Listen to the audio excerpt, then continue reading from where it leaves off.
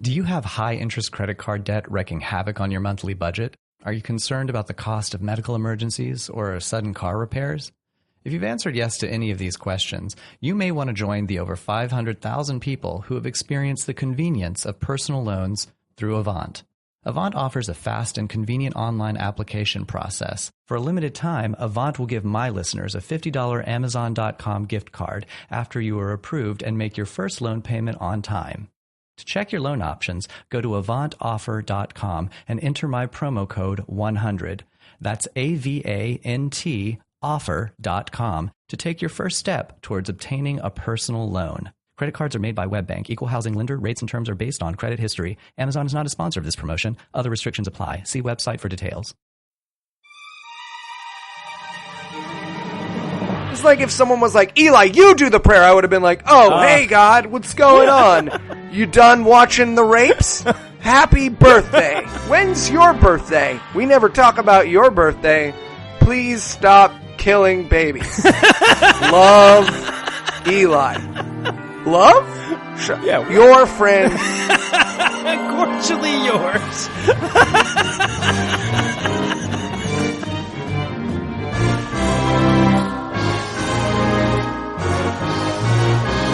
God awful movies.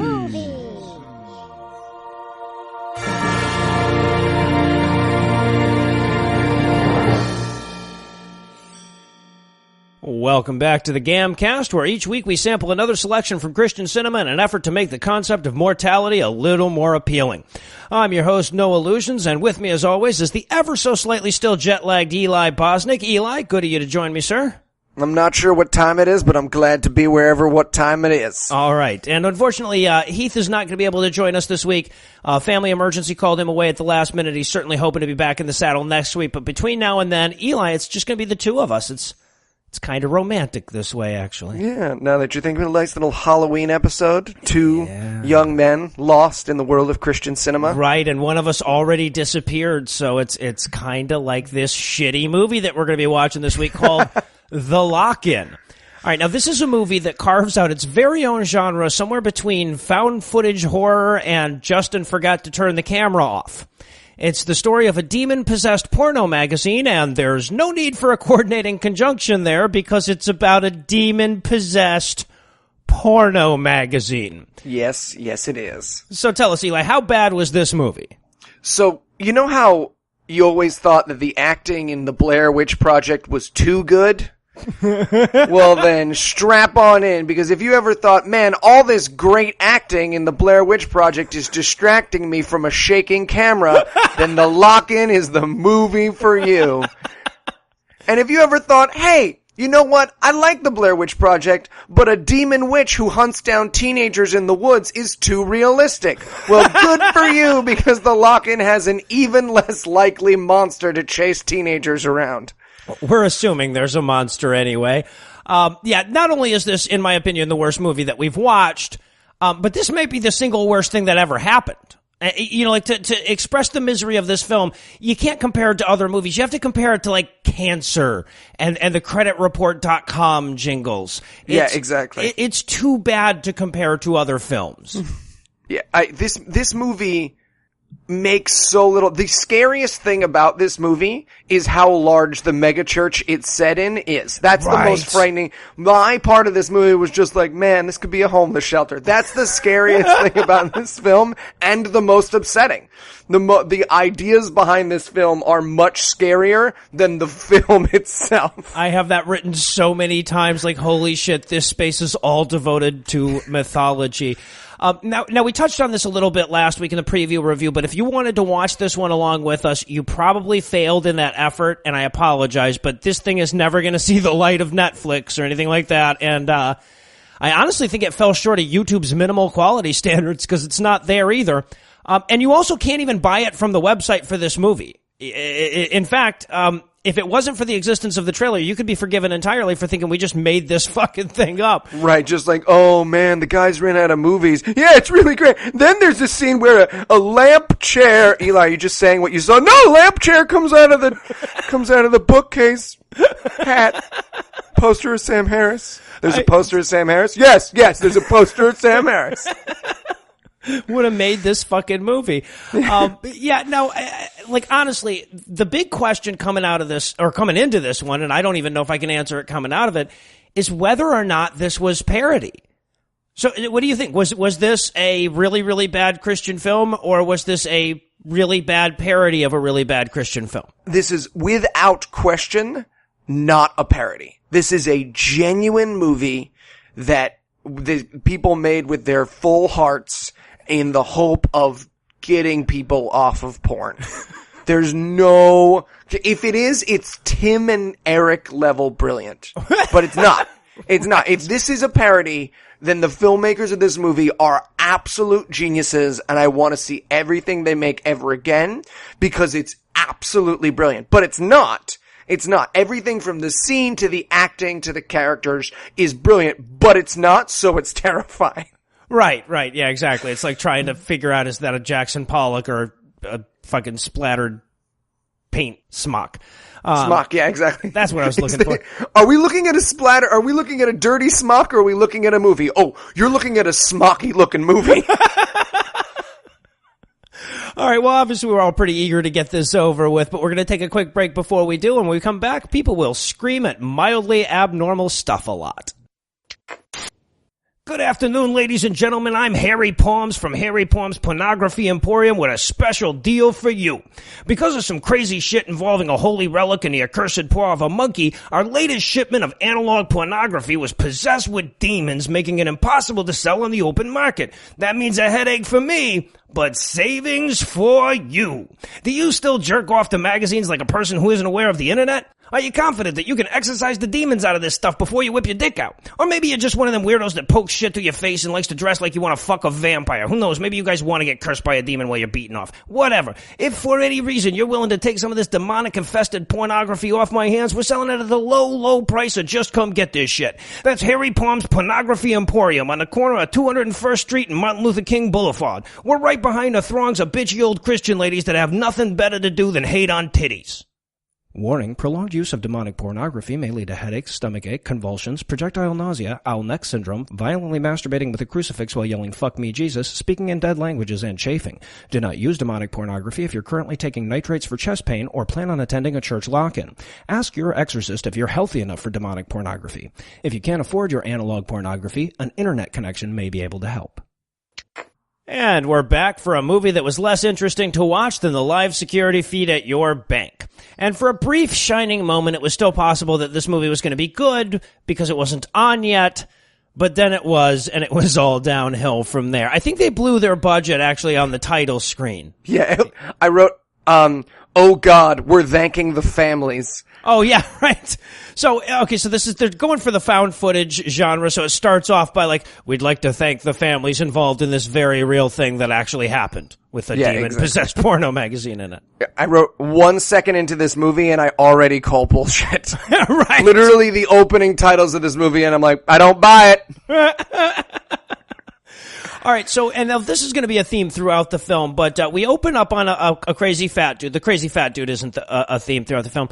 But, okay, so they're going for, again, the found footage thing, but what they're doing is they're using a shitty camera to film it, and then they're adding effects later to make the camera seem shitty. Right, they were like, man, this Canon 260's too nice. People won't believe that a kid could own this. Really? It's $45. We found this camera in the garbage. No, man, we gotta After Effects it up. Exactly. Oh, this movie begins and ends on a television color test screen. Yes, so that tells you how much these people know. As though this was aired on television on a major network that tests the colors on televisions. That's not a thing that just happens at the beginning. That's not a blank video cassette. A video cassette is not just a weird rainbow. That's something that networks do to make sure all the colors are in the right places. Yeah. So the movie just begins and ends with that because they were like, this is what happens at the beginning and the end of movies. I even wrote that. I was like, oh, a test screen. They use those in this century. Yeah. Right. Hey, 1 second. We gotta get the phonograph hooked up. we're gonna beep, beep, beep, beep, beep, beep, beep. Are you getting the script over there? And so we open up on Pastor Chris, or ex-Pastor Chris, who looks like Ricky Jay's loser son. Like if Ricky Jay had a son who was like, I don't want to throw cards at watermelons. It's the level of handsome we have going on in this movie. And I should point out, if you're hoping for anyone in this movie to be more attractive than a strong 5, you can turn this off right now because that is not happening. No. Everyone here looks like the Morlock version of the teenage character from a normal movie. Like everyone's younger sister who was kept in a basement escaped and made this movie. Oh my God, this was a ugly, ugly film. But I will say, and maybe they recognize that, and that's why they put Pastor Chris right up front, because they're like, it's going to be at least mildly better looking than this most of the time. Right, exactly. You know what? Let's start with our weakest looking person. Chris looks like someone pulled all the hair off a baby doll and then blew up a balloon inside it. So we'll start with Chris, and then we'll ease him into the teenagers that look like they've got a little bit of downs. Just a taste of the downs, if you will. Someone, just God ever so lightly ground some downs and some black truffle dust over their fetuses. So we're meeting ex-Pastor Chris, who is recounting this horrible night that we're about to watch the found footage from. And like right out of the gate, this guy says, well, I now believe that there's a connection between pornography and demonic activity. Yeah, let's just say I now believe there's a correlation. Also, he says, they ask him why he left. So the opening interview is basically, Chris, why did you leave the church after the night where the scary stuff happened? And he says, I didn't want to stay there and be a part of that kind of thing anymore. And I was like, oh, totally. Like, you didn't want to brainwash kids and talk about, like, invisible. Oh, no, you meant porn demons. Never mind. Sorry. No. I thought you were talking about telling people they'll go into fire for believing in the wrong wizard, but you meant magic magazines. That's my fault. I also love, like, they had to cut this guy off constantly. And you know, that's a feature that you see in a lot of these found footage type things where they just cut the conversation off and pick it up a few seconds later. But this time it was obvious that they were doing that because this fat bastard rattled on for like 19 minutes on every line he improvised. Yeah, in between each take, they were just like, Chris, you can stop talking, the camera's off. And then, I don't know, I just couldn't see the porn anymore. I couldn't feel the porn anymore. Chris, no one's here. The lights are off. Chris, we're going home. And then the porn magazine. All right. If you get anything good, we'll ADR it in. Don't worry, I won't. I'm going to eat this copier. Right. So yeah, so he's standing in this very, very squeezed shot next to a copier, and we can see nothing else but that and his gigantic enormity filling the rest of the frame. So I wrote in my notes, he now eats copiers for a living. Apparently, yeah, that's where he works. He also says in the middle of this, guard yourself against pornography. And this just created this amazing, awesome image of a knight, you know, who has like a fucking chastity belt on his cock or something like that, has to piss through a little trickle down his leg. He also, at one point they ask him, how did you view pornography before? And I wrote, I mean, mostly on my computer, but like, if my fiance's in bed, then like I'm on my phone in the bathroom. Oh, no, you meant like, what did I think of it? Oh, yeah, it's bad. Oh, right, bad. right. Bad, porn's bad.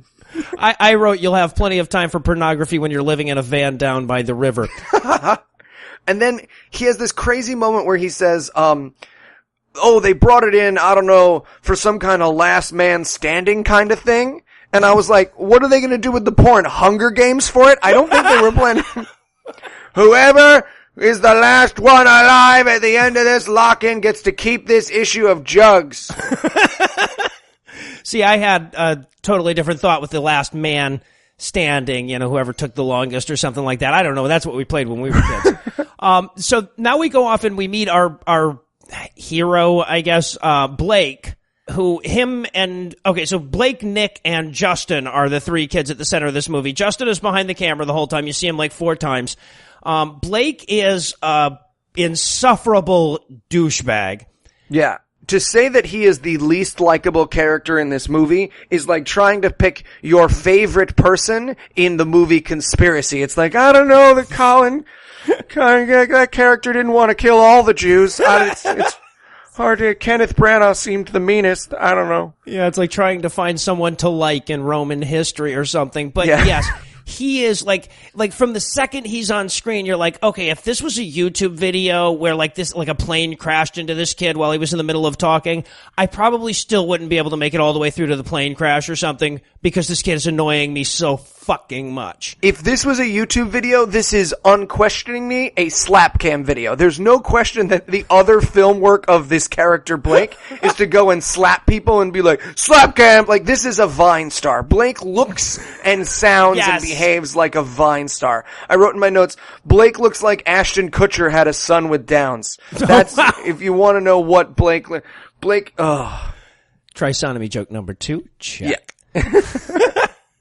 Oh, but before that, we have to point out, Justin is alone in his room. He turns on the camera and then sits on his bed and leaves his back to it. And I was like, is this kid gonna jerk off? Are we gonna watch this kid jerk off in his room? It's not the first time I had that thought, or not the last time, I should say, that I had that thought in this movie. Right.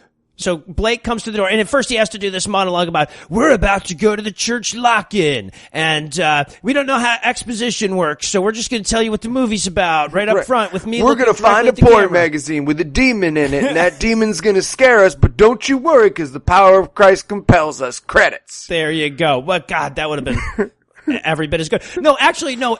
Okay, so this is the only good thing that ever happens in this movie is about to happen. Oh, yeah.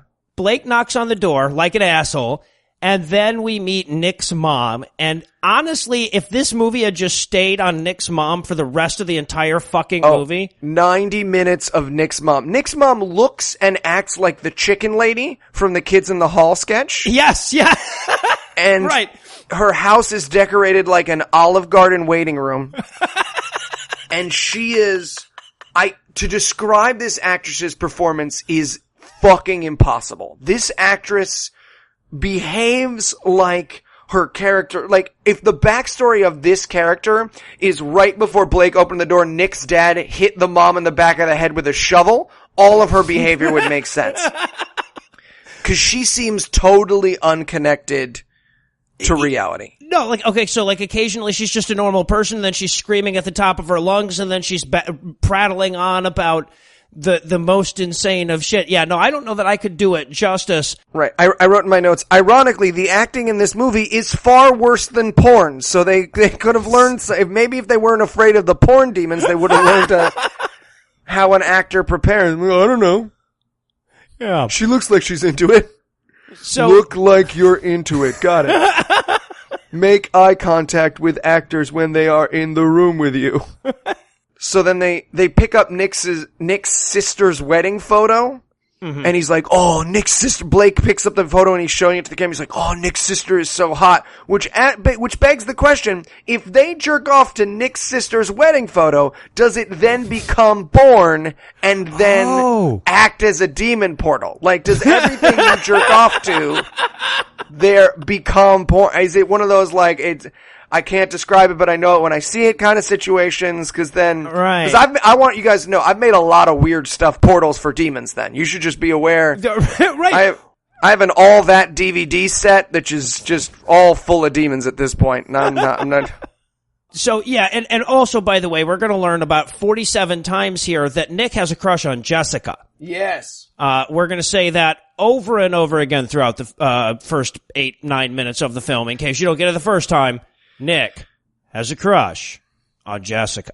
And Jessica has a crush on Nick. But again, because this is a Christian movie, again, not a parody, because this is a Christian movie, they're not teenagers who are like, oh, you're gonna fuck Jessica tonight? And he's like, oh, tonight we're gonna get Nick and Jessica to talk to each other. Yes. And then they're gonna get married. Well, he even says, this is the night that you and Jessica will kiss. Now, these are supposed to be high school seniors.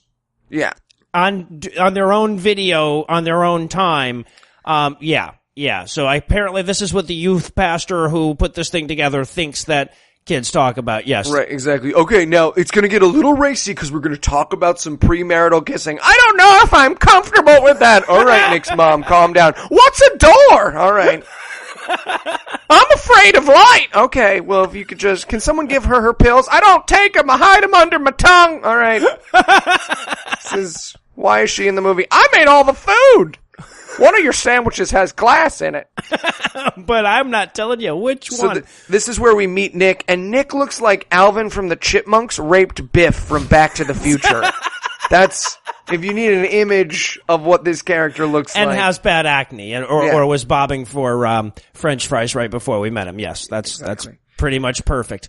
And then, so they get Nick and they're heading downstairs to go to the lock-in, and we've only gotten a taste of Nick's mom's insanity on the way in, but on the way out, she hears them talking about how Nick is gonna hook up with Jessica and possibly kiss or something, and she freaks the fuck out. So then we get to spend about 7 or 8 minutes listening to Nick's mom give Nick the sex talk. Yeah, Nick's mom and Nick's dad. Now, again, right. If Nick's mom looks like the chicken lady, Nick's dad looks like fat Robert Duvall. Like, I want you to imagine Robert Duvall while they were filming Godfather 3 and he was just sitting at home eating mashed potatoes, just like, you fucking couldn't give me an extra $10,000. It's supposed to be a better movie. That's what, I assume he shot this film while, just imagine if Robert Duvall got stung by bees for an hour and a half. That's what this male character.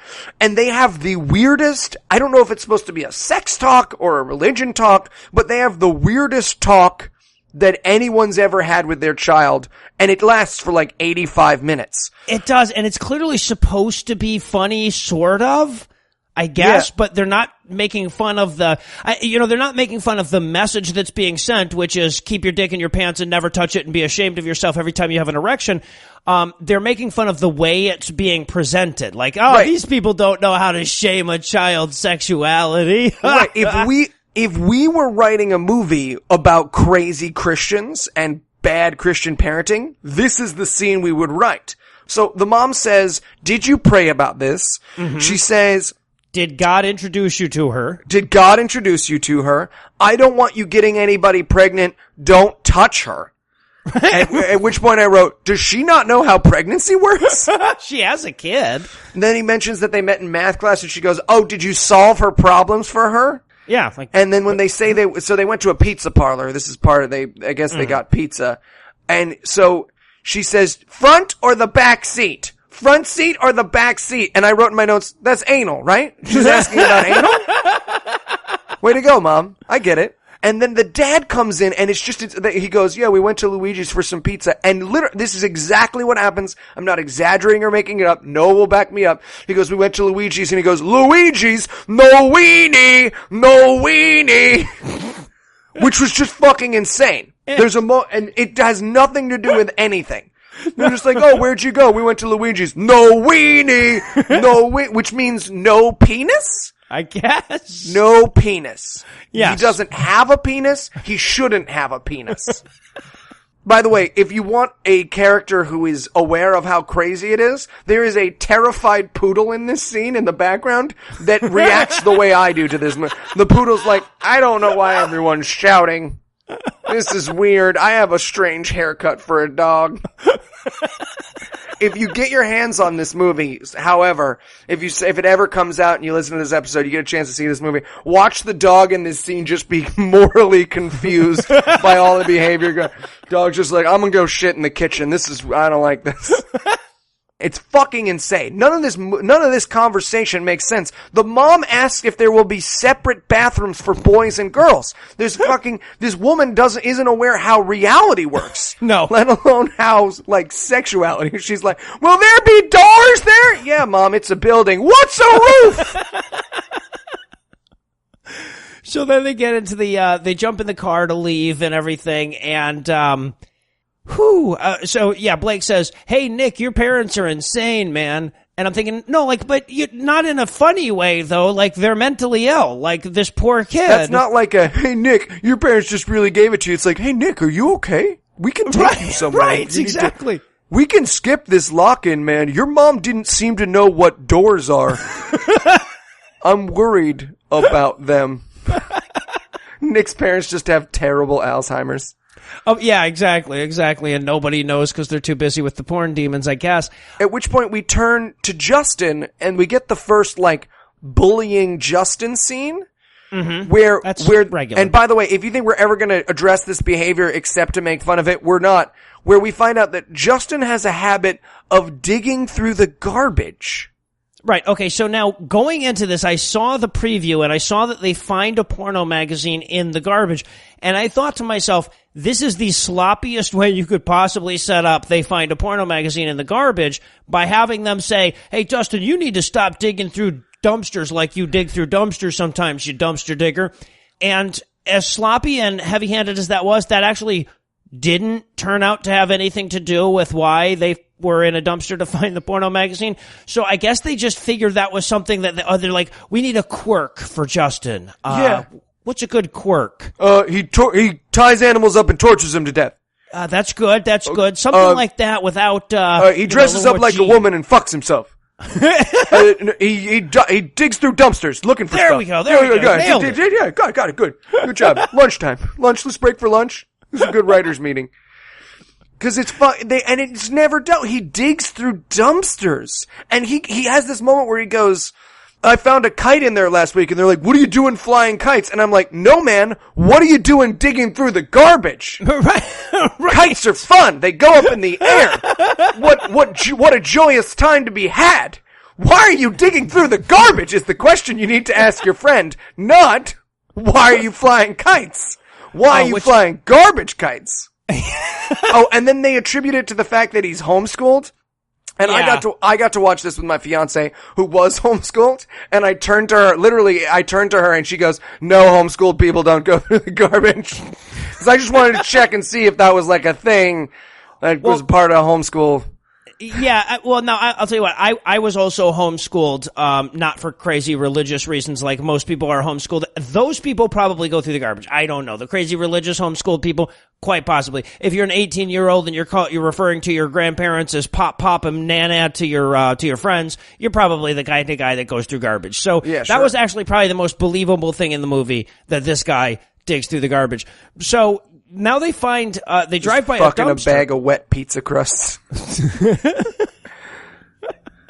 I got one for everybody, guys. Right. So they drive by a dumpster and they stop at the dumpster not so that Justin can pick through it, but because Blake's car is dirty and they want to clean it out. Right. And this is where they find the demonic porno magazine that will be at the center of this film. And man, did no one who was a part of this movie have access to a porno magazine. It's a paper bag, and it very clearly has a Martha Stewart home living magazine in it. They open it up several times. We never see anything but words. We never see so much as a picture of a woman. They couldn't even find a fashion magazine. This movie, they were like, it's fine. We'll just take this home living magazine. We'll crumple it up and everyone will look at it like it's a fucking peek box. Cause no one at any point looks at this thing. Cause if you find a porn magazine, and I know, cause when I was young, I found porn magazines with my friends. The first thing you do is you open it up and show everyone the titties.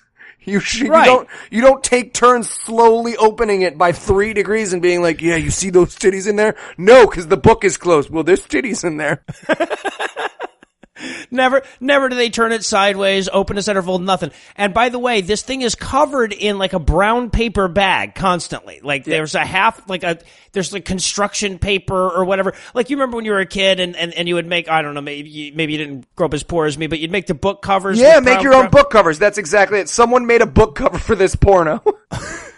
Well, I'm going to be using this a lot and I don't want the cover to get all ripped up, so I'm going to cover it with a grocery People get bag. weird on the subway when I'm beating off to it. I think it's because they can see what the magazine is. Yeah, exactly. So. Maybe they'll just think I'm beating off to something else. Oh, that guy's just jerking off to Home and Garden.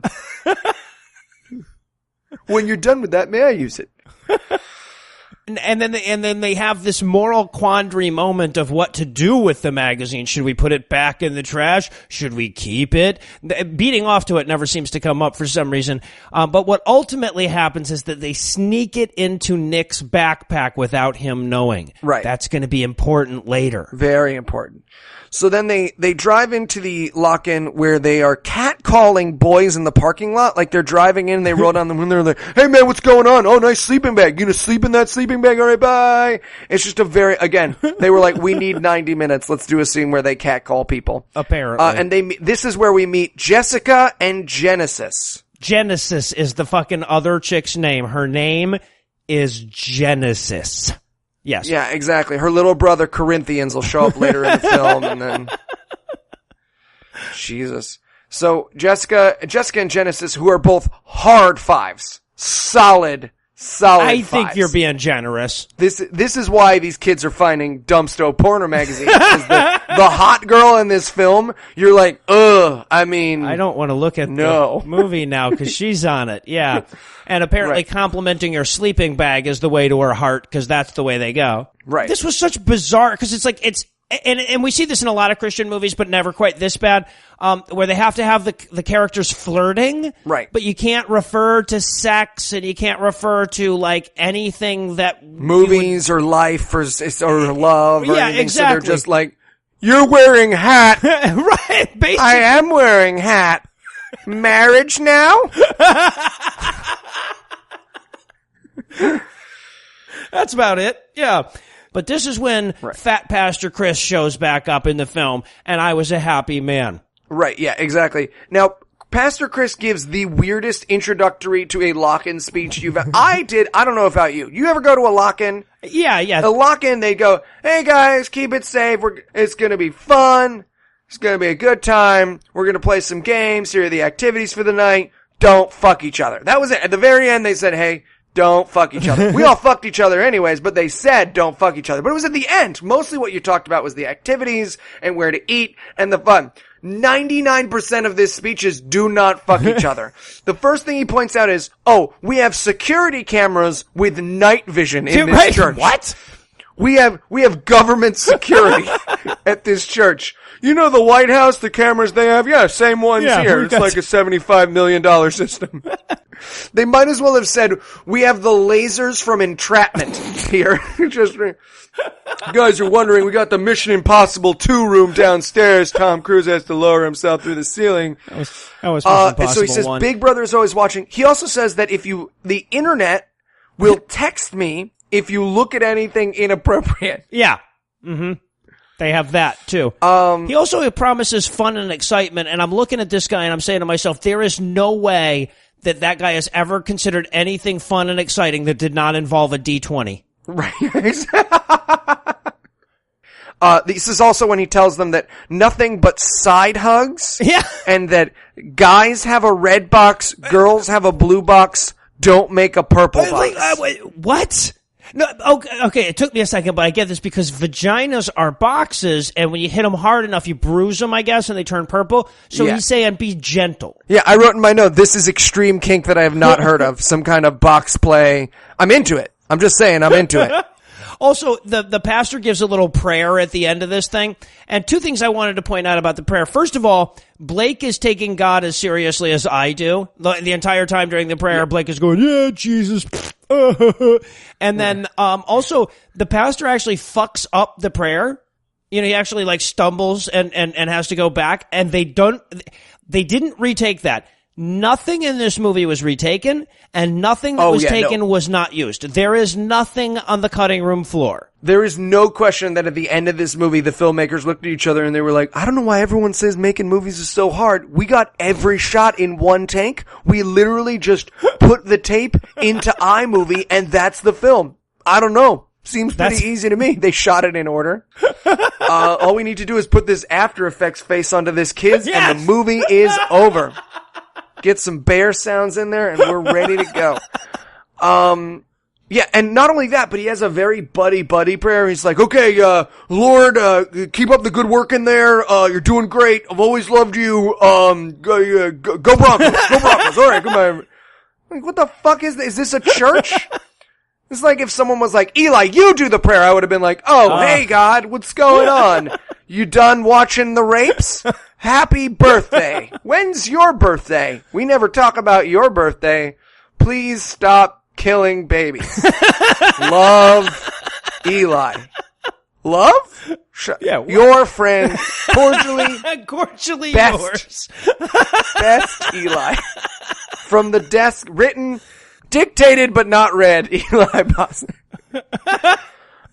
So now we're waterboarding Genesis for information about whether or not Jessica likes Nick, even though the camera turns and Jessica and Nick are talking and very clearly like each other. Yeah, exactly. To which, of course, Jessica, they've got to bring the porno mag back out. So Jessica's like, "Oh, what's in your backpack there, Nick? Are there cookies in there?" And right. And he goes, "I don't know. Let's check and see if there are cookies in there." And of course, there ain't no cookies in there. But she reaches into the paper bag filled with paper. So she's like, "Are these paper cookies? I like paper cookies. Is there pictures of cookies? And then inside you wish, do the snozberries taste like snozberries?" Right, so her first instinct when she opens up this dude's backpack is, "Oh, here's a brown paper bag that looks like it came out of a dumpster. Let's check that out. Let's check there for the cookies." Yeah. Right, and she reacts to this porno like it's pictures of them murdering a homeless guy. And by the way, the least believable thing in this movie is that a girl with a nose ring wouldn't be okay with you having porn in your bag. Listen, my friends, Right. I grew up in the 90s. You pull out porn for a girl with a nose ring, she's gonna be like, "Oh man, that's some softcore shit. Let me show you this." You seen the movie Shit-Eating Bitches? Two Girls, One Cup? It's the full film, 90 minutes, man. I got it on my phone. Pastor Chris gets a text. "God damn it, Jessica. I'm just watching it for the articles." There's no articles. So yeah, she finds the porn, screams like shit. She's like, "You're disgusting. You've seen naked people. You have seen pornography." And she runs and gets Pastor Chris and his wife so that they can chew him out and have a very awkward sex talk. Right. They have a talk. And by the way, we should point out that he is filming this through the door. This is not the first time the last time this will happen, but they have a magical camera that can get fairly perfect sound through a window or a door. They just failed to mention their friend Steve, who's holding a boom over everybody in this movie, and they just never talk to him. Yeah, because that's how cameras work. And also, I want to point out how ridiculous it is to watch this fat fucking bastard that was probably beating off as recently as the first take of this scene telling this teenager about how he should never look at porn. Right. They were like, "Chris, you got YouPorn still on your computer? You wanna close that window?" "Oh yeah, sorry, Genesis was changing her t-shirt earlier, and we don't want to repeat of last year." "No, Chris, we don't." No. "You went to jail. You're on a list now." I know.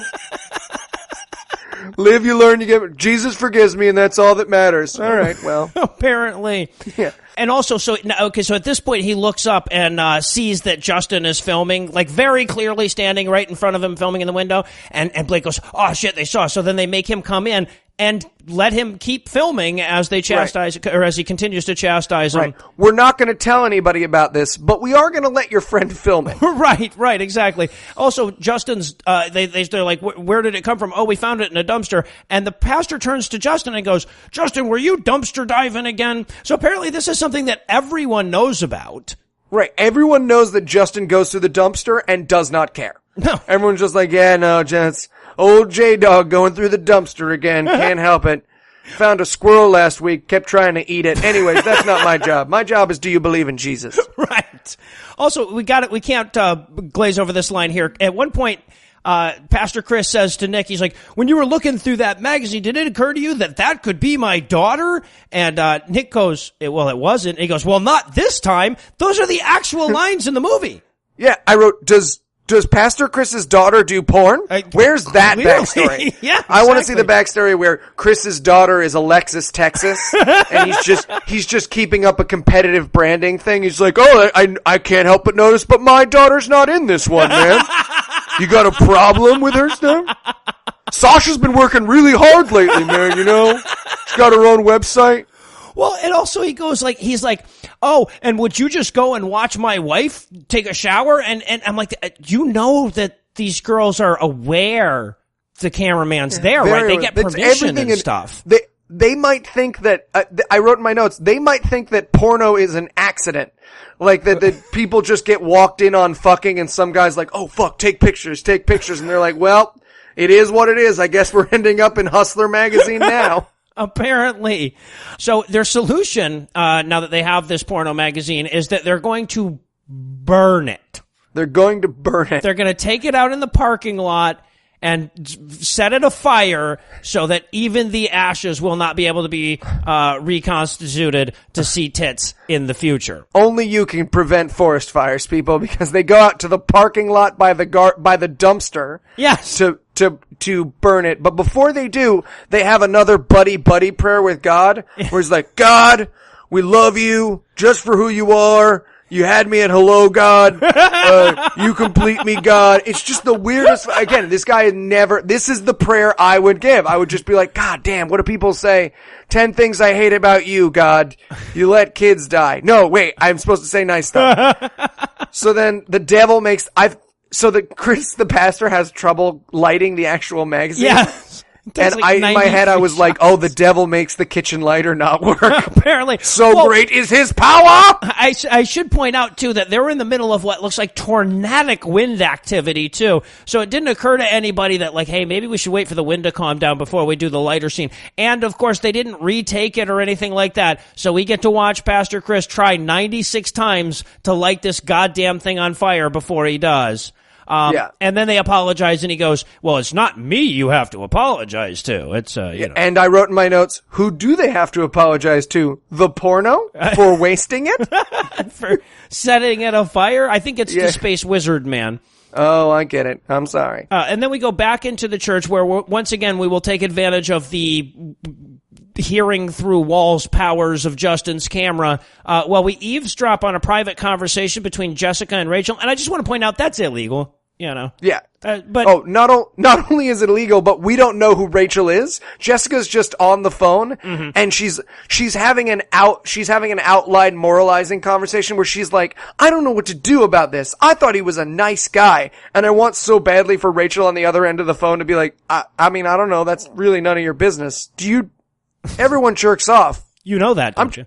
Jessica, I'm jerking off right now. Like I was playing DJ Diddlesworth, and then I saw you called, and I was like, okay, I'm gonna pause this video of this man getting choked and talk to my friend Jessica, but as soon as I get off, I'm gonna squeeze this bean until the button pops.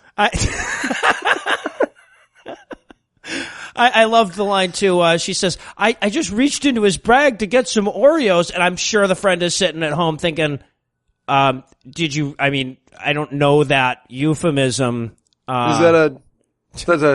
That's a bowling ball, right? Is there two in the pink, one in the stink? Or is it you flip your hand upside down? I don't know that Getting the Oreos. What's the white stuff in this? I'm into it. I want you to know I'm into it. I'm almost there. Just keep describing. Oh, no, you meant real Oreos. And I gotta say, and this says probably a lot about me, I'm really familiar with women making fake phone calls so they don't have to talk to me and stuff. Yep, been there. Jessica is really bad at the fake phone call thing, because she's not like pausing long enough for the other person to talk. And then she ends the call by going, I can't even like a guy who had a porno magazine. And I'm like, is that something you control? Are you able to just not like a person? Yeah, I guess the moral message here, by the way, is to the boys watching at home, is that ugly girls with nose rings won't want to fuck you if you're near porn. So get a porno magazine as quickly as you can. Exactly. I mean, I would rather jerk off to a magazine I found in the dumpster than fuck this girl. Oh, no question. I would rather fuck a magazine and deal with the paper cuts than fuck this girl. I mean, sure, yeah, there's little cuts all around I could fill this magazine with lemon juice, fuck it, and get the paper cuts, and I'd be like, well, at least it's not Jessica or Genesis. So now the old country buffet school of acting. Oh, wow. Super accurate, by the way. So now we cut up to they're like laying out their sleeping bags, and as Nick unrolls his sleeping bag, the porno is in the sleeping bag, even though they burned it, guys. Right. Get it? Because it came back because the devil has a... And this is where we get the first of the security cameras of the building. And to show that the devil is present, the automatic door opens. Yes. The very clearly automatic door, because it's got the little handicap window plate, opens by itself. So I did not recognize that was supposed to be scary. Right. Anna went, is that an automatic door? And I said, yeah. And then I realized, oh, the opening of that automatic door is supposed to be scary. And then there's a thing swinging, like in a corner we're supposed to see in another shot, in a rocking chair rocking. And I just wrote in my notes, oh, look, they have a midget that hung itself too, like in The Wizard of Oz. It's real stuff, people. Google that. Midget hung himself on the set of Wizard of Oz. That's not true. It's true. It's true. Don't you listen to Noah. Don't you listen to Noah. A midget hung himself on this. This is the last episode of Camp. You Google it. Midget hung himself on the set. You can see his shadow, and don't let anybody tell you differently. The government tried to cover it up like the Aurora shootings, but if you look at the parents, they're the same actors as the Colorado shooting. Listen, that's on my other podcast, guys. I don't want to cross-promote right now, but it's a whole thing. That midget later committed the Aurora shooting. That's the point. All right.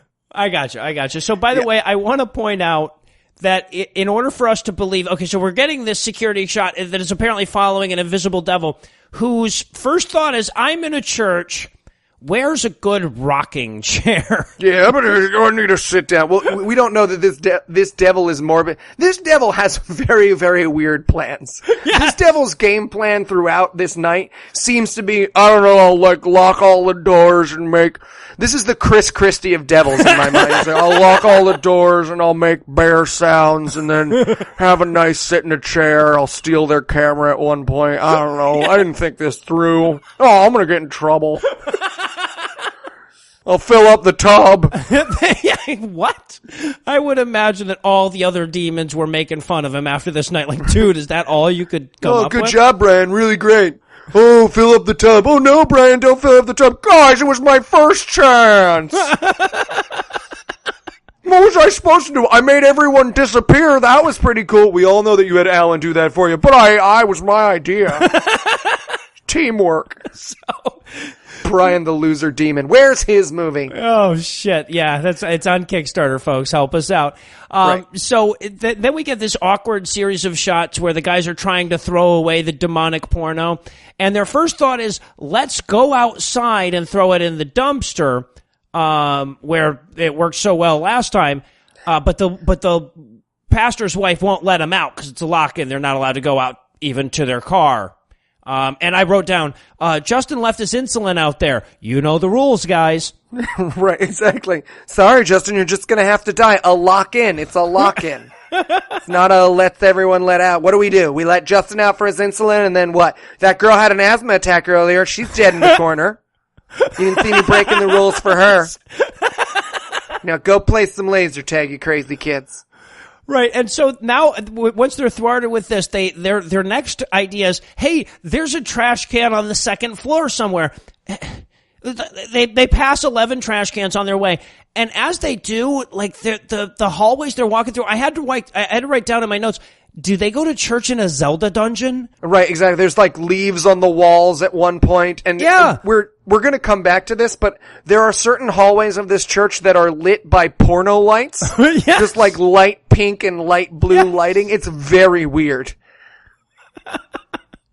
So they throw the porno into this garbage can, and as they're walking away... Oh, but first they say, hey, Blake, you've got to bury it deep. And he goes, I don't want to be a garbage man. And I wrote in my notes, Blake, that is not what garbage men do. They do not bury garbage deeper into a can. It's like, what?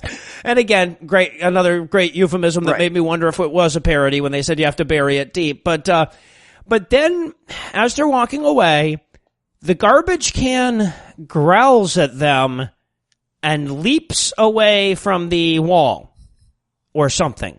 Right. I wrote, run, there's a bear in that porno, apparently. That's right. The rest of this movie is them being chased by a bear. The rest of this movie is like mildly unusual things happening and them screaming and running. Right. Because that's exactly what they're doing. They hear a growl, the trash can falls over, and they all scream and run. Like, honestly, like, even if I heard, like, the most demonic of growls and the trash can fell over, I would be like, is there a fucking bear in the church? I have got to see that shit. You've got a camera. Hand me your camera. Right. My first thing would be raccoon. Right. That's a raccoon. Trash can, scary noise, raccoon. I'd still run away, 'cause I'm a pussy. Well, yeah, but you'd get to the bottom of the stairs and you'd all be laughing and going, oh, we just got scared shitless by a raccoon. Right. You wouldn't be like, oh my god, where are they? Also, the moment they get to the bottom of the stairs, everyone in the church has vanished. Apparently, yes. And all the lights are out. Yeah. And then they immediately turn to Justin and go, Justin, where did everyone go? As though Justin was not with them. Right. Well, we have to spend like 4 minutes establishing that everyone's gone. Well, they talk to each other about how everyone's gone. Nick goes, "Where is everybody, Blake?" And Blake goes, "I don't know, Nick. Where is everybody?" For 4 fucking minutes. Yeah, just everyone checks in to make sure that they were all in the same room. At which point he goes, "Nobody could have made that trash can move." And I wrote in my notes, as someone who can make a trash can move on its own, I'm insulted professionally. Exactly. That's not even that good a trick, guys. Yeah, exactly. You just had the person off camera kick it. We're going to see their feet later on in the movie when they walk into the "I'm getting drowned by a demon" move.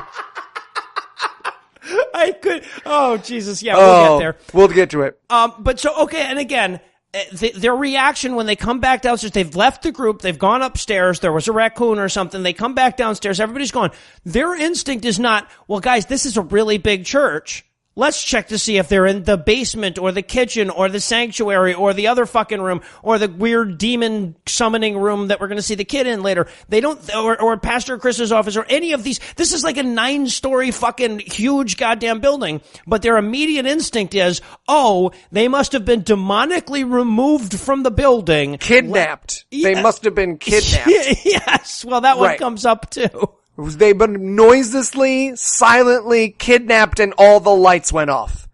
Well, and I love that at one point, Justin says, maybe they're playing hide and go seek or something.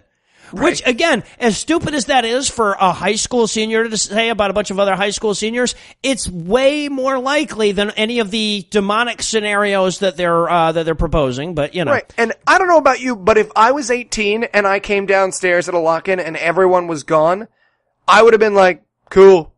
Got the place all to ourselves. I wouldn't have been like, where is everybody? I would have been like, fun. I don't know where everyone is, but... Yeah, let's twist one up. Yeah, I was going to say, let's smoke this joint that I brought with me. So, and by the way, I want to say again, like every line in this movie is either a summary of what just happened, what is happening, or what's about to happen. Like, or screaming. Yeah, or screaming. Right, yeah, exactly. Or just if the lines of this movie were a pie chart, it's like 3/4 screaming, and then the last quarter is broken up into plot summary, and then there's a tiny sliver of insane mom talk who doesn't know how the world works. Also a tiny sliver of black screen with people breathing. And breathing. Much larger sliver than that than you would hope for, but a tiny sliver nonetheless. Yeah. So now they're all hanging out in the sanctuary, and then they're like, "Hey, what's that noise? Let's go check it out." But they need to sneak up on the noise. They're like, "Be quiet, sneak up on." And I'm like, "Sneaking up on the noise?" I wrote Scoopy and the gang are going to check it out. Right, exactly. Jinkies. Justin drops his glasses. So they go and they open a closet and Jessica is inside and her reaction to the closet being open is to scream, have everyone else scream, and for the camera to blur. Well, and also, to give you an idea of the film quality we're working with here, she screams so loud that the microphone kicks down. So for the rest of the scene, everybody's super fucking quiet. You can't hear what they're saying. Yeah, we can't believe we got in one take. Yeah, exactly. So yeah, Jessica is in the closet and she's a screamer. And when they say, you know, what the fuck were you doing in this closet? She says, well, everyone was gone, so I thought they were kidnapped. And so I hid in this closet. Because that's a logical series of things to both assume and do based on that assumption. Okay. Nobody went to an exit in this movie. Nobody was like, man, everyone's gone. Let's check outside. Yeah. They had to, their first instinct was like, let's hide in it. Let's hide here. Maybe they're in the parking lot burning a porno or something. Right. He's like, oh, guys, they found a science textbook and everyone's gathered around it singing Kumbaya. All right, so, and then we get another demon growly sound, and we go through a very long sequence of following them through this church to every different door while they bang on it and whack on it. Oh, let's check the basement. And by the way, the basement has windows to the outside, which is weird. But yes, for like... It's a floating house. This church is Howl's Moving Castle, guys. Yeah, exactly. So for several minutes, we watch them bang on windows and stuff, and at one point, I loved this. You know, somebody brings up, hey, why don't we hit one of these windows with a chair? Oh, this is what, yes, they get down to the basement and he hits the window with the chair like wrestling. He's very clearly learned how chairs work, hitting things from wrestling. Like John Cena's gonna tag him in on that window. He's just tapping the goddamn window because they clearly, they don't have the budget needed to break a window here or anything. Right. So and also, if they broke a window, they would be free. Well, that too. So we watch him feebly tap on this window going, it won't break, guys. Right. Also, they obviously didn't have the budget in this movie to, like, lock the doors, really. And since most big buildings don't have doors that, like, deadbolt from the inside, most of them can open from one side. All of the actors had to pantomime about opening the doors by doing anything but pushing or pulling on the doorknob or push bar for the door. So they're like, I'll try the top of the window. How about the bottom of the window? How about the middle where the fucking push bar is? No, that'll open. No. How many takes did they just accidentally open the door and be like, Right. cut? Blake, we said not to open the door. I'm sorry, it's just, can we put something on the other side? No, people will see. And when they go back into the sanctuary, it's creepy because the podium with the music is knocked over. Right. And I wrote down, no human being would knock over a podium like that. Guys, something knocked over the music stand. Must be the devil. Let's run around like fucking insane people. Right. If I saw a knocked over music stand at that point, I'd be like, oh good, someone is here. Yeah, right. Let's put this back up so it doesn't get ripped up later. So they go through like the back exit of this sanctuary or whatever. This is where we find the pink and purple lit hallway or whatever. Which is for baptisms? Yeah, exactly. There's a giant hot tub hallway. It's a hot tub hallway. That's the only way I can describe it. It's a hallway, but the floor is a hot tub. Yeah, exactly. So it's a baptismal, which would be an awesome fuck room. And again, proof that these aren't real teenagers. They don't immediately turn that on and fuck in that water. Yeah, that would be the thing to do. But they stop and they say, "Oh, this is the thing for the baptisms. This whole thing fills with water." Wow, right. Interesting. And when they said that, Anna turned to me and goes, "Is this an ad for this church?" Oh, look at this. A lovely baptismal font used by anyone should they feel the right of the Lord. And here's where we usually keep the delicious free refreshments for anyone who comes into our Saturday service. So, yeah, and then this is where they see the guy and at the walking by outside and they bang on the window, but he can't hear them. And right, it's clearly but the devil soundproofed the windows. Yes. Soundproof the windows. Oh, that's a whole thing. Do you want us to put up like foam or? No. I want it to look like normal windows. So like soundproof it on the outside. I'm going to be using a Zoom mic in there, so I really need it to be quiet, guys. I need it to. Yeah. So now we need the characters to move elsewhere in the film, I guess. So they all go, "Oh, I'm so hungry. It's been minutes since we ate," I guess. That's what I wrote. It's been minutes since we ate. Minutes, I say. We have to draw straws and see who eats Justin. And I'm thinking to myself, man, guys, I've seen Pastor Chris. There is no food left in this church. Exactly. There may be like somewhere deep in the bowels of it, there might just be gigantic fucking 40-gallon drums of Oreo cookies somewhere, but those things are going to be padlocked shut. You're fucked. Which of course Jessica will reach in without looking. She'll just be like, "I bet there's cookies right here." Don't trust her near a paper shredder. Oh, look, I bet there's paper cookies in. Shut out my hand. At which point I wrote in my notes, I see. This is going to be the let's check the blank movie. And indeed it is. The rest of this film is let's check the blank. Nope. Well, let's check the blank. Yes.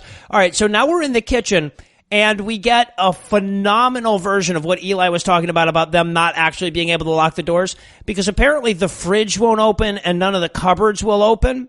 And again, they couldn't like seal anything up, so they have to like when they're trying to, they have to hold one hand on the cupboard while they're trying to pull it with the other hand or, this is a mime you would not tip. That's the level of mind we have going. It's just like, it's, you see it open a little bit and they close it again. They're like, fuck, right. I'm sorry. Are we cutting? Oh, we're not cutting. All right, keep going. Can't get this fridge open.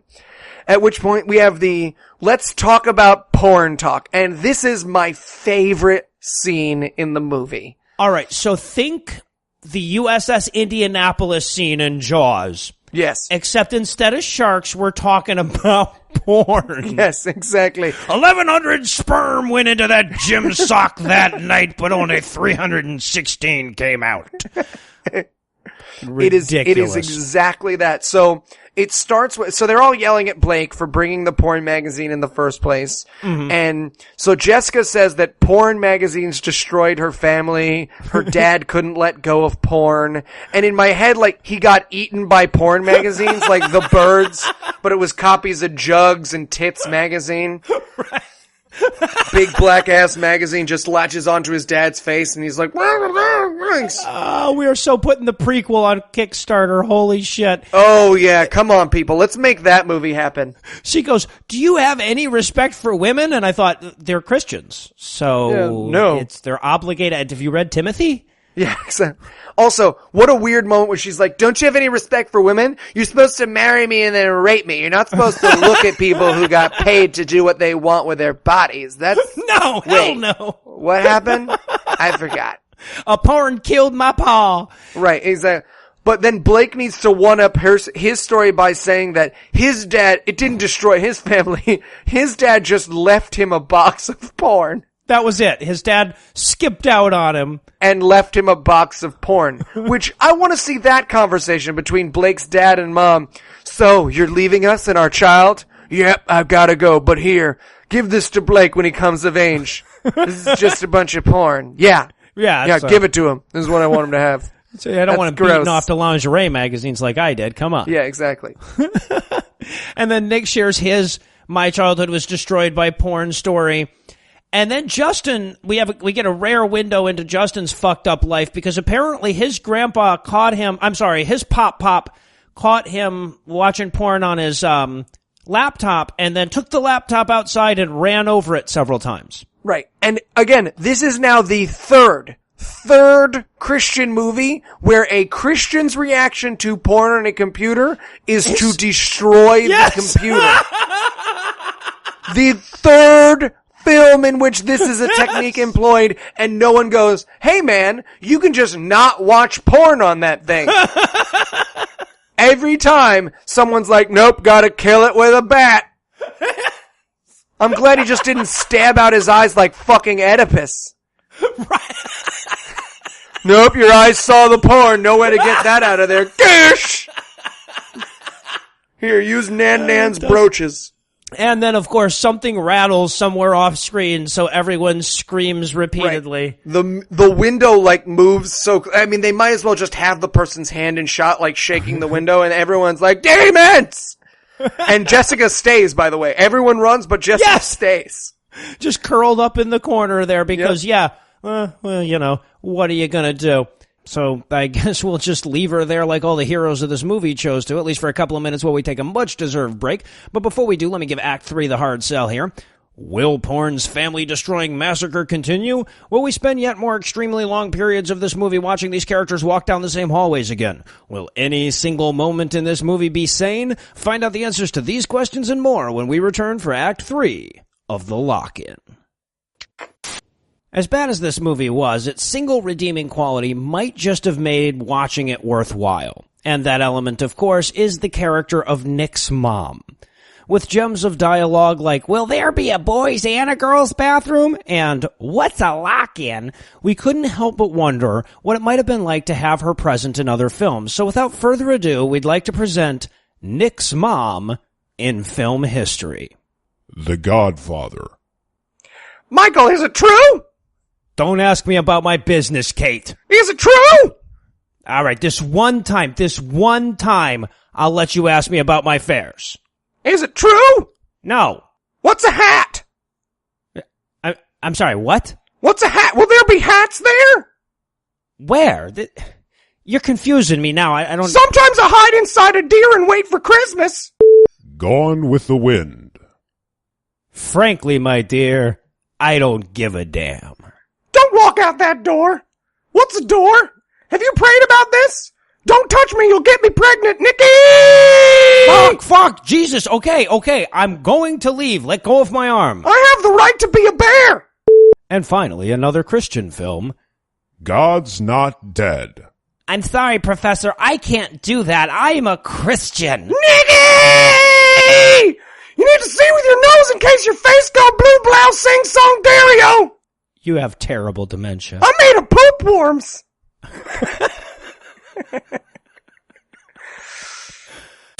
Is your porn possessed by demons? Well, then try antipsychotics because you're fucking crazy. Satan? I just got your plan about the dirty magazine cursing, and I had a few questions. Go ahead. All right, so the plan is for you to have Brian possess an issue of Jugs and then hide it in a dumpster so that teenagers will find it? Yeah, Brian's an excellent demon. I mean, he does great work. Does fantastic work. Yeah, okay, so here's the problem. They found it. Fantastic. Now, when they get into the lock-in center, we shall make everyone else disappear. And then, when they try to open the... Yeah, but they're just jerking off to it. They didn't try to, like, burn it or run away? No, they got the magazine, but all they're doing is jerking off. Brian's still trapped in there, and he's just been watching these teenagers jerk off furiously for 4 days. He's not having a good time here. Oh, wow. Can we, like, get him on the phone? Oh, sure, yeah. He's been calling for the last couple of days pretty much nonstop. Hold on, I'll connect him now. Oh, God. Brian! You there, bud? How's it going? Jesus fucking Christ, these kids don't stop. Use some lotion. This is terrifying. I moved a trash can and they didn't even notice. Oh! Oh, wow. Wow, Brian, buddy, I am so sorry. I did not think it would go down like this. Why don't you come on home? I am so sorry. I am never doing this again. Ever. Never, ever. Totally, man. We'll just, like, have you haunt a graveyard or something for the next couple thousand years. This is my bad. I'm in a graveyard. That's where they keep jerking off. And we're back. When we last saw our heroes, they were screaming maniacally at the fact that blinds had rattled. Now, apparently at some point after that, they all fell asleep sitting up in a kitchen, a fact that we're made aware of through the magic of Demon Cam. Demon Cam! Listen, if the porno confessional wasn't a weird enough part of this movie for you, then the part of this movie where the devil picks up the camera and just films all of the kids while they sleep is my second favorite. And it's a very long scene. Oh, it's 3 solid minutes of him just getting close to each kid's face, being like, this one's Blake. That's Jessica. Look at them all tuckered out. There's Justin. There's Justin's shoes. Yeah. I want to see the security camera footage from that of just a demon holding the camera on a tripod, just like, just beating off on them in their sleep or something. Yeah. Yeah, exactly. But, so we get 4 minutes of that, and then the movie, like, just cuts back in with the audio of Jessica going, I think it was Genesis, guys. Right. We need to, basically she's like, guys, we need to save Genesis, and everyone else in the movie is like, no, she's fine. No, we're gonna let her go. Exactly. So they go and they chase after Genesis, and Blake has a moment where Jessica has a moment where he turns and she goes, guys, this is so scary. And I expected her to just go, aren't you scared, audience? Be scared. This is a scary movie.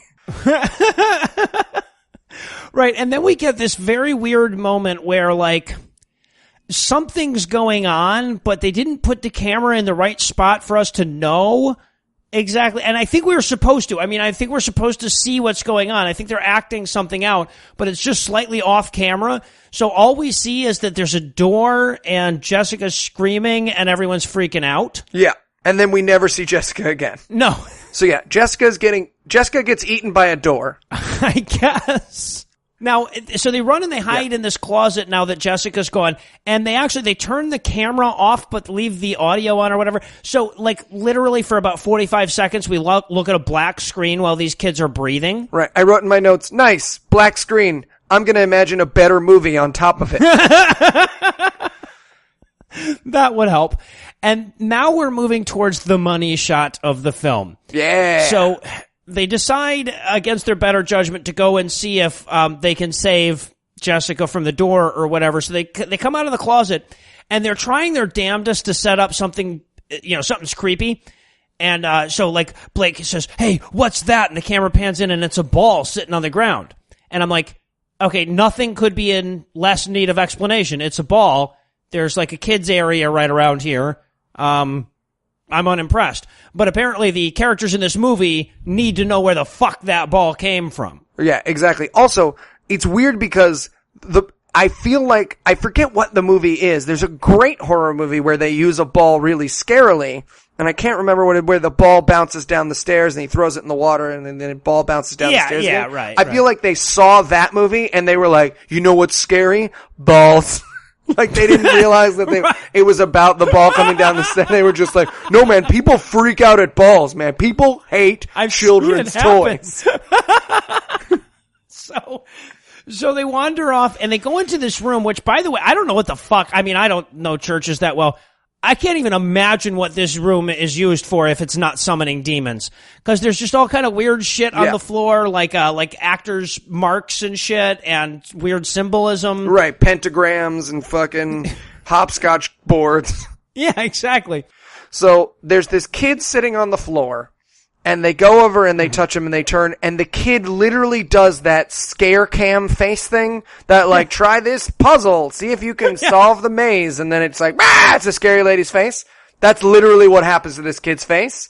And then it is, by the way, it is the first time that something has happened in this movie which would cause me to scream and run away. Everything else has been like, door. Yeah. So the kids scare cam faces and they all run away. Now, I want to point out two things about this sequence. Number one is that they found a really cute kid. So there was nothing at all creepy about this kid. You're just like, oh, this poor guy, he didn't know what he was getting into. All the other actors in this had to know how bad it was. He didn't. And then he makes his evil face. And they put like a filter on it to make him look like a demon or whatever. But the filter, like the face that they're putting on the kid doesn't fit on the kid. So if you watch this scene carefully, and not all that carefully, you'll see that there's a region way outside of the kid's face where this filter is still being applied. Right, where there's also demon face. Yeah. Yeah, exactly. So for bad effects, these were bad effects. And as they run away, Blake goes, how did that happen to his face? And I wrote my notes, After Effects. That's how that happened to his face. It's really easy. It's just drag filter. I'll explain it later. Yeah, and then they run to hide in the pastor's office, where I was kind of hoping they were going to find his massive porn stash, but they don't. Right. Instead, they find footage of an interview that he's done in the past at some point. And so if you're wondering, hey, are we going to watch found footage of found footage? Oh, yes, we are. This is the inception of terrible found footage movies. We're going to watch terrible found footage inside other terrible found footage. Yes. You're welcome. Yes. So apparently they have this image of the pastor interviewing a guy about his porn addiction. Now, I want you to think about this for a second. We're talking about a guy who's going to see his pastor for counseling about something he's embarrassed about, and the pastor is filming it. I guess we're supposed to think it's for some purpose other than beating off to it later. Right. And he goes, we're going to film this. And I wanted so much for the character to go, no, not okay for you to film this. That's why I did this secretly, so that you wouldn't have film of this. Film would be the opposite of what I want in this situation. Exactly. We're going to have you do this in front of everybody. No. That's why I'm in this room alone. Want to save this for posterity. Now we get this guy, and he's supposed to be confessing to the horrors of his pornography addiction, I guess. And this is the funniest goddamn dialogue. He's going like, well, it's stepped up in terms of the intensity. And I'm like, use some lotion, loosen your grip, you'll be fine. Exactly. Bro. Getting in my head, I'm like, oh, he's getting into weirder stuff. And let me say, that's great. That's a great time in your porn experience when you're 2 in and nobody's coming home for another hour and you're like, maybe I'm into this thing, and you find out you are, and then that's what you are now. But I sympathize with this guy where you click on the video that, oh, I would never like this, and then you're like, oh man, I'm into that. Well, then now I learned that about me. I get it. I sympathize with this character and that he's figuring some stuff out. He went down the rabbit hole of the porn website and I understand him. I understand him and I sympathize. Listen, none of us think we're ever going to click on that thumbnail, but the fourth or fifth time in, you still got another 25 minutes. I get it. And I forgive you. Who knows? But that's not what this is about. No. Instead, he says that he started to realize he was being watched by people. Well, or he was seeing stuff out of the corner of his eyes. yeah, and I thought at first that he was just whacking it so hard he was getting spots, which I'm like, good on you, dude. Obviously, yeah, good on you, man. Sit on your thumb. Yeah, exactly. But no, and he's talking about like, oh, well, my wife caught me and she's threatening to leave me. I'm like, okay, well, that's her issue. It's exactly what I wrote. I wrote, seems like her issue, bro. Yeah, right. And he also says at one point, talking about his porn addiction, I shit you not, I don't know how to beat this thing, Pastor. And I so wanted Chris to move around to the front of the camera and say, let me show you how to beat this thing, man. Let me show you how to beat this thing. He says, sometimes I want it more than my salvation. And I'm like, oh, wow, you want an orgasm more than something that doesn't exist? Must be something wrong with you. Yeah, exactly. You're broken. This real thing is so much more tempting than this playing pretend we do once a week. Well, I also love, because when he says, like, you know, the house is different, I see things out of the corner of my eyes. Pastor Chris's immediate response is, what kind of things? People's? Spirits? Like, really? That's where your mind went immediately? Right. People and spirits? Yeah, you watch just people watching you jerk off? Is that what's going on? And listen, I don't know about you, but I've been caught jerking off a bunch of times, and it never bothered me. I'm just always like, yeah, well, you shouldn't have looked into your own window. That's nothing to do with me. Don't deliver the mail at 12 p.m. on a Tuesday if you don't want to see me jerking off, man. I like a nice lit room when I'm doing it. That's on you. You didn't have to go to this 7-Eleven, bro. Yeah, exactly. And then we get the guy who's doing the interview. Apparently they realized, oh, this scene is really boring. So then they made him do the demon growly face thing at the end too. Well, first he's crying. He's like sobbing with remorse. Yes, and then he's possessed and goes like, does the scary face thing where he goes like, bah! Into the camera. Yeah. And that's the end of the meta found footage. Right, yes. And then we move back into the regular found footage as the kids react to what they've just seen. Right. At which point they find the Bible and they give us the broiest version of Jesus talking to the guy when he's possessed. It's like, hey guys, I found this part where this bro was possessed and Jesus was like, whoa, and the bro was like, no, and the bro was like, graw, and the Jesus was like, raw. And I want to point out too that the part of the Bible they're talking about, this is the part of the Bible where where Jesus meets a naked dude in a graveyard and then sends thousands of demons out of him into a herd of pigs and then murders the pigs. Like, that's the part of the Bible that they're talking about. That's like the key moment in the movie is they're like, oh, I just read this part of the Bible that makes perfect sense in this context. Guys, did you see all those pigs outside of the lock-in earlier? I think Right. I've got an idea. Oh, what a great ending to this movie that would be. It would have been Oh, awesome. where's that ending? Just Blake with a scythe, just pigging his way through. They're just covered in blood and walk back into the lock-in. Don't worry, guys. I fixed it out. Did you kill all of Farmer Allison's pigs? Yes, I did. But don't worry. First, I put demons in them. Oh shit. So this is where they have to they have to go into this whole I think that porno magazine belonged to that guy and got possessed by a demon moment. To which Blake says, oh, come on, man, we're in a church. How does a demon get into a church? Yeah, there's the logical hole in your theory. Yeah, well, to be fair though, I actually thought that was pretty valid. If the mythology of this movie is correct, and they're surrounded by like crucifixes and holy water and bat symbols and whatever the fuck else Christians have to fight off demons, shouldn't the demons have been upset? Shouldn't they have not been able to entirely take over for a church, make a pastor and all of its Christians vanish just because kids brought in a dirty mag? You would think And, well, yeah, I mean, and I had to write down in my notes, yeah, because the kid's like, well, if demons can possess people, why couldn't they possess a porno magazine? And I'm like, he's right. This makes exactly as much logical sense the laws as the rest of your religion. So I guess, sure, why not? I can't be like, well, that part is silly. Right. Demons in people I'll buy, but demons in paper, that's crazy talk. Also, he says, how do we undo it? And I wanted so bad for somebody to say, we have to put the cum back in our dicks. Yeah, Scott Walker runs in. I caught it all. Don't worry. Here it is. It's a baby. I've been singing it a lullaby.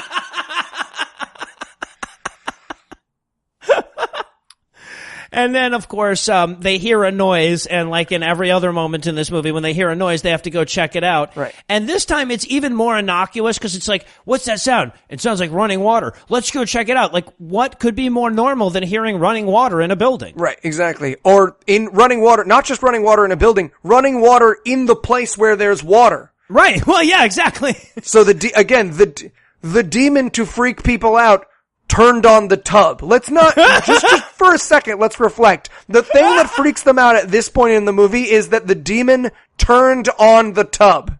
There's a tub, the demon turned it on, and they're like, how could that be? And I'm like, I don't know. Demon turned on the tub, man. So far, the least, you just saw a baby with a demon's face, and you're like, oh my god, a tub! Right.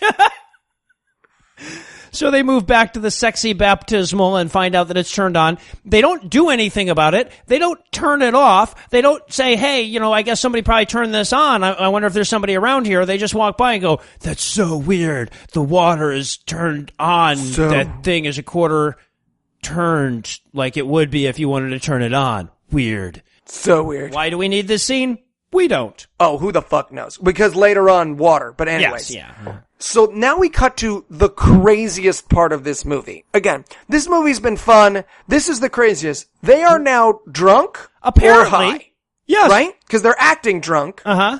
And they don't explain it. It's not like they got into the fucking sacramental wine or anything. Yeah, no, they've just gone mad, apparently. Like that, Yeah, I guess. Seeing the water in the thing was too much for them, and now they're insane children. So they're acting drunk or high, and they have drawn their faces onto paper cups, and are using them to reenact the night with a cup puppet show. Yes! It's like, what? Live in this moment. I'm a 28-year-old man describing about a moment in a movie where everyone reenacts the actions in a horror movie with a cup puppet show. Yes. I wrote down, if nobody comes in one of those cups, I'm going to be pissed. Yeah, and no one exactly. came in any of the cups, I am pissed. A good game of Ookie Cookie would have really made this movie. So not only do they have a cup puppet show, but Blake gets pissed off at the cup puppet show for whatever reason. And I have a theory. I think that Blake got pissed off with this movie and left, and they just kept the footage and made it seem like it was him getting eaten by, cause he's like, this is fucking stupid. This is stupid. Yes. We're leaving. And he leaves, and I guarantee you they just cut out the part where he was like, this is a stupid movie. This was a stupid idea. You can't use any of the footage with me in it. I don't care that I signed the waiver. So, and that's Blake's exit from the movie. That's it. And we never see we see Blake again, but Blake is now gone. Yep. And they don't look for him or anything. He's just gone, so they run and hide some more. Right, they run and hide some more. And then Nick takes the camera to the same room and has a Walter White confession. Yes, exactly. But Justin's in that room. It's not like Justin's in a different room at that point in the movie. So we're supposed to believe that Nick just took the camera into the other corner of the closet and was like, hey, Justin, I'm going to deliver a final message in case the demon eats me to my parents. Hey, Mom and Dad, it's me.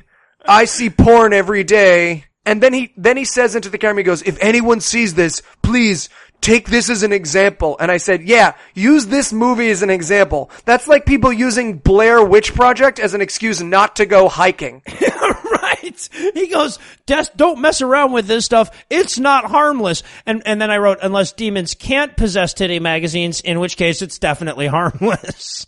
Right, exactly. I love that, but the movie takes a moment to be like, take this movie seriously. This really happened. And it's like, no, it didn't. So no, I won't. So then we get the buddy, we're the last two men standing and neither of us is black, so we don't know which is going to die next moment. Right, and this is more melodramatic. This is like All Hope Is Lost, but it's a titty magazine and nobody else cares. Right, exactly. And it's really bad fake crying. Like, cause they're supposed to be like crying, I don't know. Really but it is bad terrible. fake It's like, it's at a certain point, you're just like, hey guys, you could have brought in some onions or something. You know, it's not like, right, yeah, anything. It's not like somebody needed to start crying mid-scene in emotional response to something that's happening. The camera's just cutting on, like turning on, and they're crying and filming themselves crying for some reason, whatever. But like, yeah, there are ways to go with this. I would have been happy to kick you guys in the nuts. Yeah, exactly. I would have happily pulled hairs out of your leg until you were actually crying. Exactly. And this point, they turn on their Halloween ghost tape, which just has scary sounds on it. Jesus. And literally, the first sound that they hear is, I kid you not, a T-Rex sound effect. It is very clearly like, "Rah!" And I was like, oh, so there's a T-Rex in the church now. Apparently, yeah, it's like lay down at the Because I own that ghost tape. I work in haunted houses. I own that tape. I knew what sounds were coming next. I was like, now it's going to have the running children. Now it's going to have the screaming woman. Yeah. And cut. And then, apparently, Nick disappears as well. Nick disappears. This movie's so lazy that they didn't even bother to kill Nick off as a character. No. Blake, maybe he gets eaten by a demon. Jackie, she gets eaten by a door. But Nick, he's just gone. They didn't have the time. They ran out of tape. Nick's gone. Go fuck yourself. So, and now, again, we have to imagine that this kid, like, wakes up in this dark closet or whatever, and his first instinct is to turn on his camera so that we can get this audio, and then go, hey, Nick, where are you, Nick? Nick, are you there? Nick. Hey, Nick. I'm sitting right next to you if you're still here, so you definitely hear this, Nick. Oh, I'll turn on the light on the camera. And then, yeah, Nick is gone. And apparently, okay, I guess we're supposed to be getting the impression that a lot of time has gone by here or something, because now Justin is dying of thirst? Yeah, he's walking through it. He comes across the baptismal pool from earlier that filled itself up, and he all of a sudden goes, water, like a cartoon desert. He goes, right. Water. Exactly. Wile E. Coyote standing behind him. Yeah, like when you find something, exactly. Let me know. Yeah. And then he jumps in he's having a drink, and then he falls in the pool, and literally the camera's just sitting there, and it could not more clearly just be this actor splashing around in a pool. Yes. There is no way I could have shot this to make it seem less scary and more like a teenage boy just being like, get off me! Water! Oh, water! There's water oh no! And at this point in the movie, the most beautiful thing that you could possibly imagine happens. Yes! So the camera is on the ground, and we can see to the right of the shot, Blake is being attacked by a water demon. And to the left of the shot is a hallway. And you very clearly see feet walk into the shot, unmistakably. This is not can you see it? This is in the middle of the shot. Yes. Stop. Realize those feet are not supposed to be there, and then creep backwards slowly. Like, oh, no one will see. So either the person walking through there thought, oh, fuck, Justin's making his movie, or, even better, the person had no fucking idea and just saw Justin fighting with himself in the goddamn baptismal. Yeah, exactly. They were like, it's church stuff. I like that option so much better. That this guy walked through and he's like, okay, Justin lost his fucking mind. I'm gonna back away. I'm gonna go down the other hallway. This one seems to be in use. At which point, finally, someone in this movie thinks to invoke Jesus, which I gotta admit, if I were a Christian, and even though I'm not, if I saw and heard demon stuff, my first thought would have been to invoke Jesus and start commanding stuff in Jesus' name. Listen, I'm an atheist. I'm a hardcore atheist. But when a book falls off a shelf in my apartment, I just, for safety's sake, I'm like, Allah and Jesus and Batman compel you. Shamalama ding dong. Well, right, because it would be like, look, I don't believe in vampires, but if a vampire showed up, I'd try the holy water of the crucifix just to be sure. Right, exactly. It's not like these kids are skeptical and that's why they haven't been invoking Jesus. Right, exactly. So he stands there for a very long time going, I can't do it. I need Jesus to come save me from this. And it made me think of Bronson Pinchot in the scene in True Romance where he's in the elevator and he's got the wire on. Anyway, yeah, this movie reminds me a ton of True Romance. Thank you for bringing it. My notes are just full of comparisons to True Romance. Well, there was a bathroom and running water in True Romance. I wanted a flash cut to Jesus in his Fortress of Solitude, just being like he hears the call and he gathers the fucking super friends to go fight a water demon. Aquaman, you fight the water demon. Aquaman's like, finally. Oh, never mind. It's a demon. We don't need you, Aquaman. Are you sure? Are you guys sure? Because I brought these fish from I can talk to them. This fish wants to go back in the water. Oh, Aquaman. Poor guy. What are you doing? I think they gave him super strength now, at least, though, so he can handle the pressures underwater. So at least he's got something going for him. Literally, if you follow Aquaman comics, the last 12 years of Aquaman have just been the writers of Aquaman being like, he's not useless because look, now he can fucking fight. Right. And also he can control waves. Remember that time he controlled the waves and he could fight? He's got God damn it. Can I write X-Men? No, you fucking stay on Aquaman. No. Oh, shit. And so now we watch for like 7 minutes as Justin wanders through the church rebuking. And again, it's not enough that we recognize that this happens. We have to watch him walk through the entire church, which really reinforces Anna's it's an ad for this church theory. Yeah, exactly. Oh, as I walk past this lovely portraiture and this free daycare center, and here you'll notice on the right-hand side, we have a learning center with video games and computers and free access. Get out of here, devil! And then we're back at the beginning of the movie or something, or what the fuck ever. So then he walks as he's screaming through the devil. And by the way, his screaming at the devil monologue sounds like someone put a microphone in Rand Paul's bathroom. It's like, you have no freedom here. My rights as an American Christian freedom, Jesus. It's like B audio from an episode of Cops if you rated a libertarian convention. That's what it sounds like. Just like, I'm an independent citizen of the United Jesus. No, you're not a demon Constitution. It's pretty close. So he does it, and then he walks into the church to the part of the movie where Chris is setting out the rules. Mm-hmm. And again, because no one in this movie cares about Justin, who is soaking wet and screaming about demons, they're like, huh, look at that. Weird. That's pretty much it. And the rest of the movie is Justin going, you guys don't remember being eaten by demons? But here's the weird thing. If I had been videotaping the entire time me and Noah were hanging out and got attacked by dragons, and then I went into the room and he didn't remember, you know what I would do? I would show him the fucking videotape! And apparently that doesn't occur to anyone involved in this movie.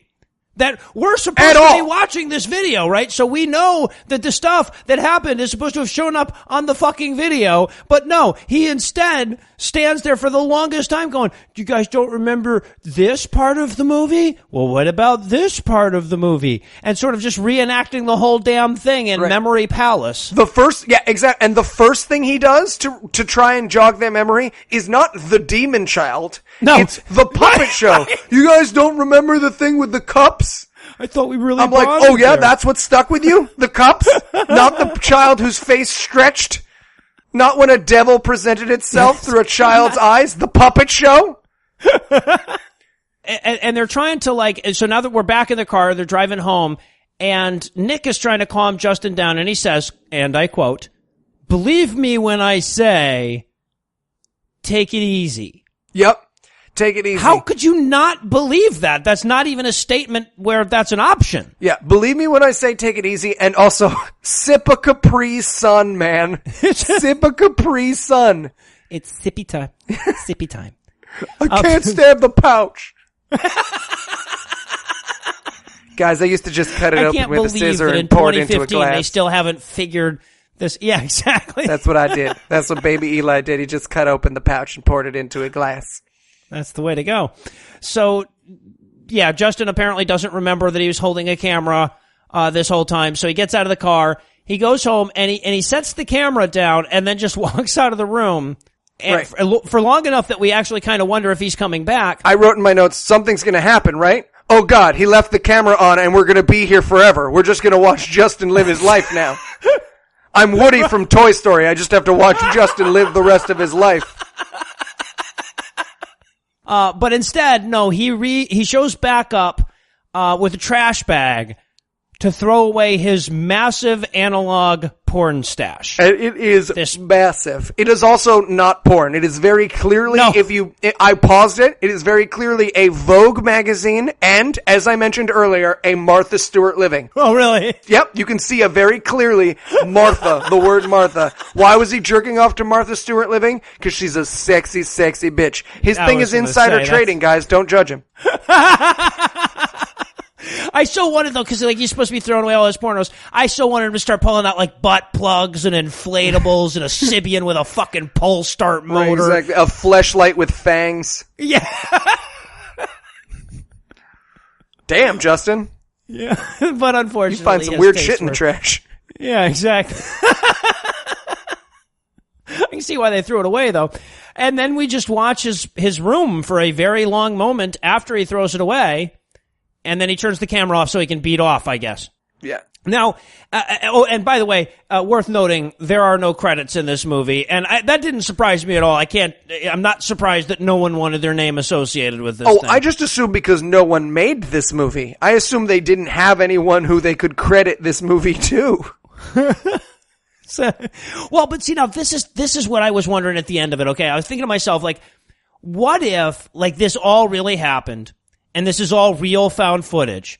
I mean, it would be like the chick in the Douglas Adams book that got abducted by really fakey looking aliens. Right.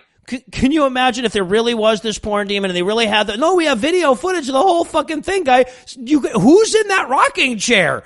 And that's probably why we can't find it anywhere. Right. So tell me, Eli, what, if anything, did you learn from watching The Lock-In?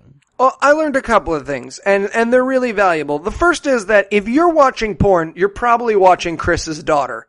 So just be aware, most porn contains Chris's daughter. She's done a lot of films at this point, and you got to support Samuel L. Jackson of porn. Yeah, exactly. You got to support your artist. The second thing I learned is that don't let a beginner demon go into your church lock-in, all right? You want one of your more advanced guys. Yes. Because a beginner demon's just going to lock all the cupboards and shake some window shades.